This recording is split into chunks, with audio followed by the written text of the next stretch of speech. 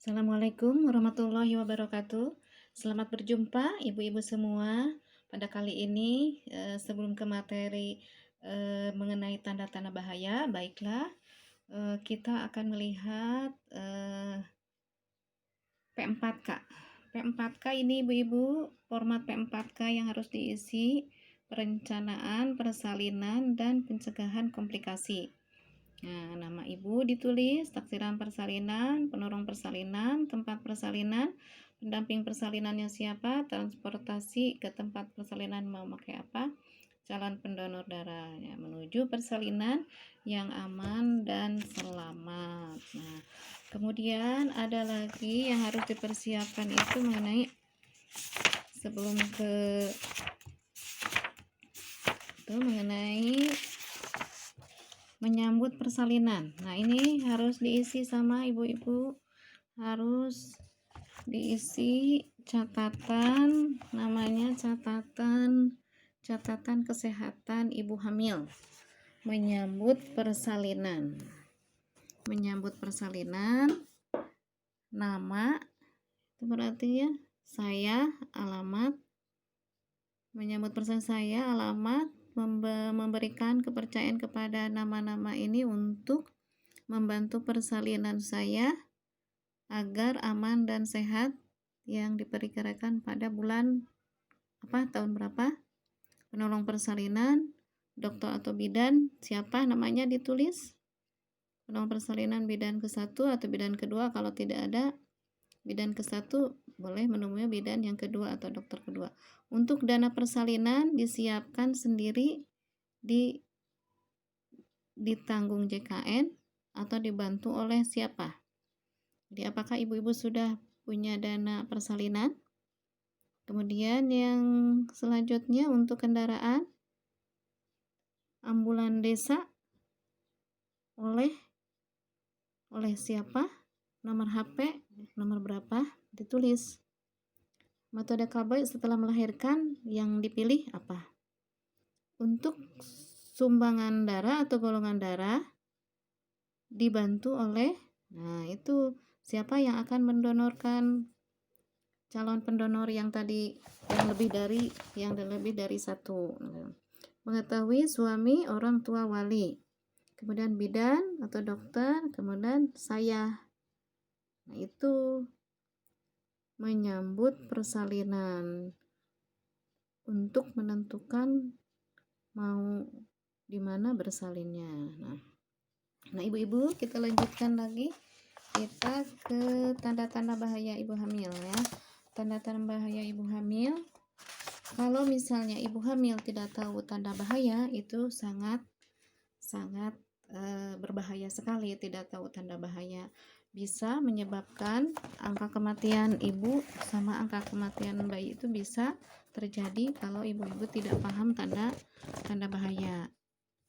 Contohnya, kita contohkan dulu, misalnya ibu hamil tidak tahu tanda bahaya apabila trimester ketiga ada gerakan bayi kurang bergerak atau tidak bergerak. Itu kan kurang bergerak, bukan tidak bergerak. Kurang bergerak akan menyebabkan angka kematian bayi. Karena ada contoh, ada ibu hamil muda, dia itu mengeluh bayinya kurang bergerak. Kata keluarganya bahwa kalau misalnya bergeraknya berkurang pada akhir kehamilan itu sudah biasa. Jadi tidak apa-apa, tunggu aja sampai besok melahirkan. Ternyata begitu besoknya mules, malamnya mules, pagi-paginya dia lahir, bayinya meninggal. Nah, seperti itu. Jadi kalau misalnya ibu-ibu hamil tahu tanda bahaya, jadi harus cepat pergi ke petugas kesehatan untuk mencegah kematian bayi atau kematian ibu. Nah, kita lihat ibu-ibu semuanya, tanda-tanda bahaya pada kehamilan. Segera bawa ibu hamil ke puskesmas atau rumah sakit atau dokter dan bidan bila dijumpai keluhan dan tanda-tanda bahaya. Nah, ini harus dibawa, segera bawa ibu. Berarti segera bawa berarti harus dengan keluarga. Jadi bukan ibu hamilnya sendiri yang berangkat ke puskesmas atau ke bidan. Jadi harus dengan keluarga atau suami. Tanda bahaya yang pertama adalah muntah terus dan tak mau makan. Demam tinggi, tuh Bu ya, bahaya. Kemudian bengkak kaki, tangan dan wajah atau sakit kepala disertai kejang. Nah, ini ada pengalaman, ada ibu hamil yang kejang karena karena ibu hamil, suami dan keluarganya tidak tahu bahwa kejang itu tanda bahaya, dikatakannya dia itu kemasukan roh jahat. Jadi dia tidak dibawa ke rumah sakit, malah dia memanggil tokoh masyarakat supaya mengobati dia. Nah, itu seperti itu. Jadi kalau dia tahu tanda bahaya, suaminya setidaknya dia cepat-cepat dia dibawa ke rumah sakit atau dibawa ke bidan. Jadi tidak telat cara penanganannya. Kemudian janin dirasakan kurang bergerak dibandingkan sebelumnya. Nah, ini biasanya ibu-ibu menganggap katanya akhir kehamilan mah sudah biasa kalau bayinya kurang bergerak. Padahal mah itu adalah tanda bahaya. Janin dirasakan kurang bergerak dibandingkan sebelumnya. Perdarahan pada hamil muda dan hamil tua itu mah jelas ya Bu ya. Air ketuban keluar sebelum waktunya. Itu tanda bahaya.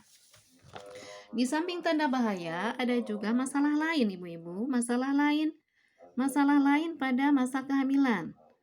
Apabila mengalami keluhan di bawah ini, segera bawa ibu hamil ke puskesmas, rumah sakit, dokter atau bidan, didampingi suami atau keluarga.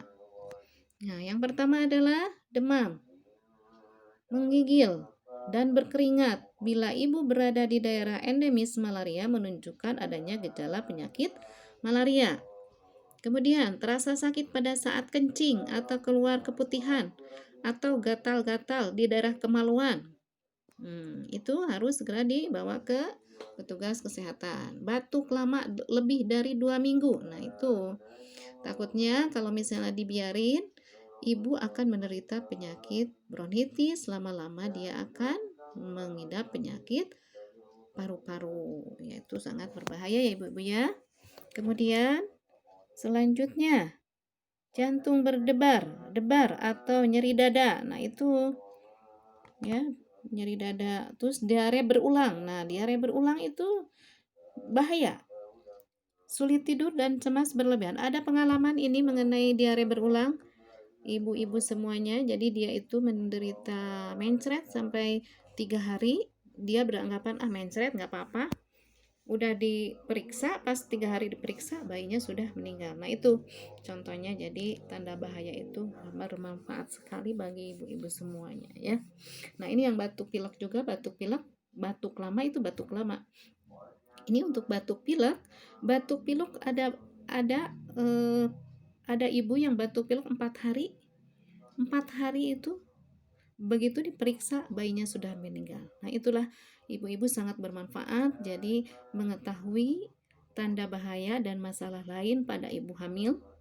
Yang mengetahuinya itu bukan ibu hamilnya saja, suaminya atau keluarganya juga harus mengetahui. Mudah-mudahan bermanfaat. Pada pertemuan kali ini jangan lupa subscribe-nya ibu-ibu semuanya. Terima kasih. Selamat berjumpa lagi dengan bidan sobatku. Billahi taufiq wal hidayah. Wassalamualaikum warahmatullahi wabarakatuh.